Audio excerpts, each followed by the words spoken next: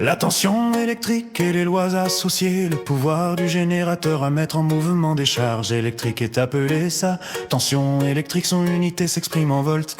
Le pouvoir du générateur à mettre en mouvement des charges électriques est appelé ça. Tension électrique, son unité s'exprime en volts. La valeur de la tension électrique aux bornes d'un dipôle est représentée par la lettre U. La tension est la mesure d'un déséquilibre, différence de quantité de charge électrique entre deux points. C'est ce déséquilibre entre deux points qui met en mouvement les charges électriques. La tension est la mesure d'un déséquilibre, différence de quantité de charge électrique entre deux points. C'est ce déséquilibre entre deux points qui met en mouvement les charges électriques. La tension mesure l'effort d'une pile pour pousser, ainsi mettre en mouvement les charges électriques qui forment le courant électrique. Les charges électriques négatives sont portées par des particules plus petites qu'un atome et appelées électrons. La tension est nulle au bord du fil de connexion, au bord de l'interrupteur fermé et au bord de la lampe qui n'est pas en fonctionnement. La tension est nulle au bord du fil de connexion, au bord de l'interrupteur fermé et au bord de la lampe qui n'est pas en fonctionnement. La tension est nulle au bord du fil de connexion, au bord de l'interrupteur fermé et au bord de la lampe qui n'est pas en fonctionnement. Les tensions au bord de l'interrupteur ouvert et au bord de la lampe en fonctionnement sont égales à la tension au bord du générateur. Les tensions au bord de l'interrupteur ouvert et au bord de la lampe en fonctionnement sont égales à la tension au bord du générateur. Les tensions aux bornes de l'interrupteur ouvert et aux bornes de la lampe en fonctionnement sont égales à la tension aux bornes du générateur.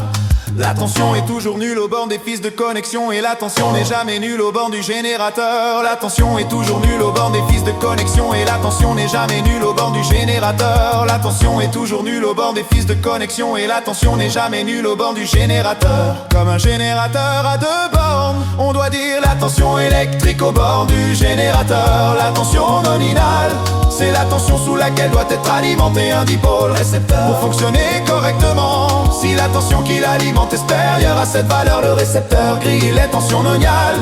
C'est la tension sous laquelle doit être alimenté un dipôle récepteur pour fonctionner correctement. Si la tension qui l'alimente est supérieure à cette valeur, le récepteur grille. On mesure la tension électrique au bord d'un dipôle avec un voltmètre en dérivation. On dit aussi en parallèle, le courant électrique doit rentrer par la borne V et sortir par la borne comme la loi d'additivité des tensions dans un circuit en série. Dans un circuit en série, la tension au bord du générateur est égale à la somme. Dans un circuit en série, la tension au bord du générateur est égale à la somme des tensions au bord des récepteurs. Dans un circuit en série, la tension au bord du générateur est égale à la somme des tensions au bord des récepteurs. Dans un circuit en série, la tension au bord du générateur est égale à la somme des tensions au bord des récepteurs. C'est la loi d'additivité des tensions. En résumé, dans un circuit en série ou générateur, le générateur et la loi d'unicité des tensions. La loi d'unicité des tensions.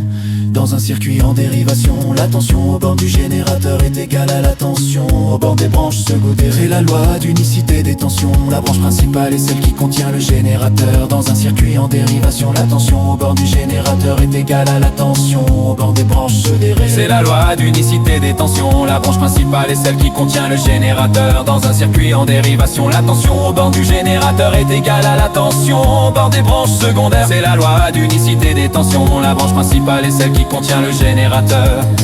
L'en résumé, dans un circuit en dérivation, le générateur, le générateur.